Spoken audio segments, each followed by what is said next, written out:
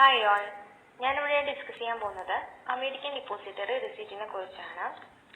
First of all നമുക്ക് എന്താണ് depository receipt എന്ന് നോക്കാം. Depository receipt. A depository receipt is a negotiable certificate issued by a bank representing shares of a foreign country traded on a local stock exchange.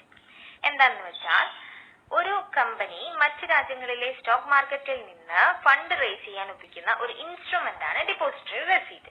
For example, ഒരു Indian കമ്പനിക്ക് American stock മാർക്കറ്റിൽ നിന്ന് fund raise ചെയ്യണം. അതിനായി ഈ Indian കമ്പനിക്ക് depository receipt issue ചെയ്യാവുന്നതാണ്.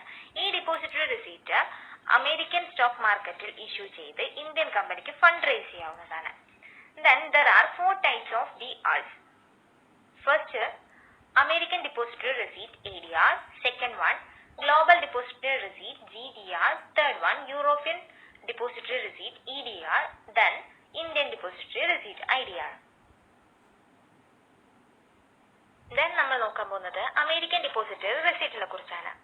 A certificate that represents shares of a foreign company owned and issued by a US bank. ADR എന്ന് വെച്ചാൽ ഫോറിൻ കമ്പനിയുടെ ഷെയർസിനെ റെപ്രസെന്റ് ചെയ്യുന്ന സർട്ടിഫിക്കറ്റ് ആണ്. US ബാങ്ക് ആയിരിക്കും ഇഷ്യൂ ചെയ്യുന്നതും ഓൺ ചെയ്യുന്നതും. Then ADR എന്താണെന്ന് കുറച്ചുകൂടെ ഡീറ്റെയിൽഡ് ആയിട്ട് നമുക്ക് നോക്കാം. First one, American Depository Receipts are negotiable security instruments that are issued by US bank that represents a specific number of shares in a foreign company that is traded in US financial market. Which means, അമേരിക്കക്ക് പുറത്തുള്ള ഒരു company American stock മാർക്കറ്റിൽ നിന്നും fund raise ചെയ്യാൻ വേണ്ടി ഉപയോഗിക്കുന്ന ഒരു certified negotiable instrument ആണ് ADR. Then, ADRs were introduced in the financial market in 1927. 1927ലാണ് ഫിനാൻഷ്യൽ മാർക്കറ്റ്സിലെ ADR ഇൻട്രൊഡ്യൂസ് ചെയ്തിരിക്കുന്നത്. Then, ADRs pay dividends in US dollar and trade like regular shares of stock. എന്നുവെച്ചാൽ ADR dividend pay ചെയ്യുന്നത് US ഡോളറിൽ തന്നെയായിരിക്കും. Then അത് trade ചെയ്യുന്നത് regular shares പോലെ തന്നെയാണ്. നെക്സ്റ്റ്, ADRs ലിസ്റ്റ് ചെയ്തിരിക്കുന്നത് ന്യൂയോർക്ക് സ്റ്റോക്ക് എക്സ്ചേഞ്ചിലും national association of securities dealers automated കൊട്ടേഷൻസിലും ദെൻ അമേരിക്കൻ സ്റ്റോക്ക് എക്സ്ചേഞ്ചിലുമാണ് ADR ലിസ്റ്റ് ചെയ്തിരിക്കുന്നത്. നെക്സ്റ്റ്, ADRന്റെ വർക്കിംഗ് എങ്ങനെയാണെന്ന് നോക്കിയാൽ, ഒരു ഇന്ത്യൻ കമ്പനിക്ക് അമേരിക്കൻ സ്റ്റോക്ക് മാർക്കറ്റിൽ നിന്ന് ഫണ്ട് റേസ് ചെയ്യണമെന്ന് വിചാരിക്കുക. അപ്പോൾ ഈ ഇന്ത്യൻ കമ്പനി ഇന്ത്യയിൽ ലൊക്കേറ്റ് ചെയ്തിരിക്കുന്ന ഒരു അമേരിക്കൻ ബാങ്കിനെ അപ്രോച്ച് ചെയ്യണം. ഈ അമേരിക്കൻ ബാങ്ക് അമേരിക്കയിൽ ലൊക്കേറ്റ് ചെയ്തിട്ടുള്ള അവരുടെ പാരന്റ് ബാങ്കുമായിട്ട് കോർഡിനേറ്റ് ചെയ്ത് ഈ കമ്പനിയുടെ ADR അമേരിക്കൻ സ്റ്റോക്ക് മാർക്കറ്റിൽ ലിസ്റ്റ് ചെയ്യും. ഇങ്ങനെയാണ് ADRന്റെ ഒരു വർക്കിംഗ്. നെക്സ്റ്റ് നമ്മൾ നോക്കുന്നത് ഫീച്ചേഴ്സ് ഓഫ് ADR ആണ്. First one, trading. ADRs are traded on US stock exchanges in US dollar. ADRs trade ചെയ്യുന്നത് US stock exchangesലാണ് in the form of US dollar. Second one, lower transaction cost. Buying and selling ADRs usually has lower fees than buying the foreign stock directly.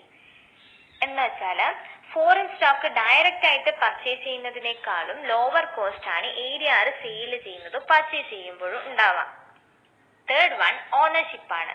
Each ADR represents a specific ratio of shares in a foreign company, which means each ADR represent ചെയ്യുന്നത് foreign കമ്പനിയിലെ നമ്മുടെ ഷെയർസിന്റെ specific ratio ആണ്.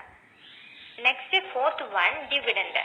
ADRs holders usually receive dividend payments in US dollar.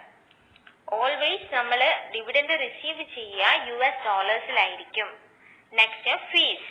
The depository bank charges a fee for managing the ADR, which may be called a depository fees, pass-through fee or ADR fee.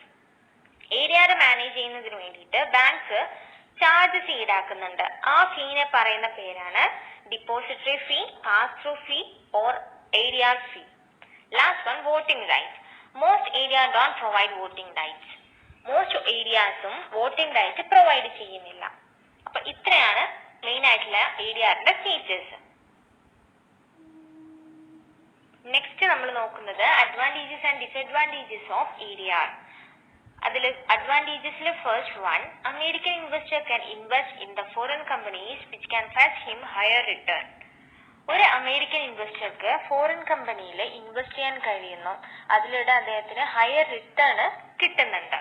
അത് ADRന്റെ ഒരു main ആയിട്ടുള്ള advantage ആണ്. Next, the company located in foreign country can get registered on American Stock Exchange and have its shares into two different countries. Foreign കൺട്രിയിൽ locate ചെയ്തിരിക്കുന്ന ഒരു കമ്പനിക്ക് American stock എക്സ്ചേഞ്ചിൽ രജിസ്റ്റർ ചെയ്യാൻ കഴിയുന്നുണ്ട്. അതിലൂടെ തന്നെ അവരുടെ ഷെയർസ് 2 ഡിഫറെന്റ് കൺട്രീസിൽ ട്രേഡ് ചെയ്യാൻ പറ്റുന്നു. അതും അവരുടെ ഒരു അഡ്വാൻറ്റേജ് ആണ്. Next, the benefit of currency fluctuation can be availed. Currency ഫ്ലക്ച്വേഷൻസിലൂടെയുള്ള ബെനിഫിറ്റ്സ് ഇൻവെസ്റ്റർക്ക് കിട്ടുന്നുണ്ട്. അത് ADRന്റെ ഒരു അഡ്വാൻറ്റേജ് ആണ്. നെക്സ്റ്റ്, ഡിസഡ്വാൻറ്റേജസ് നോക്കാം.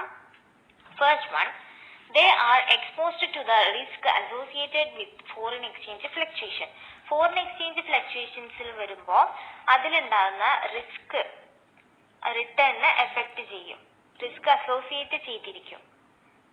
Next, the number of options to invest the foreign company is limited, which means foreign companiesൽ ഇൻവെസ്റ്റ് ചെയ്യാനുള്ള ഓപ്ഷൻസ് ലിമിറ്റഡ് ആയിരിക്കും. Then any violation of compliance can lead to strict action by Securities Exchange Commission. ഏതെങ്കിലും തരത്തിലുള്ള violation ഉണ്ടായാൽ securities exchange commission strict ആയിട്ട് actions എടുക്കുന്നതായിരിക്കും. അപ്പൊ ഇതാണ് advantages and disadvantages of ADR. അപ്പൊ ഇത്രയാണ് നമ്മൾ ഡിസ്കസ് ചെയ്തിരിക്കുന്നത്. Okay, thank you.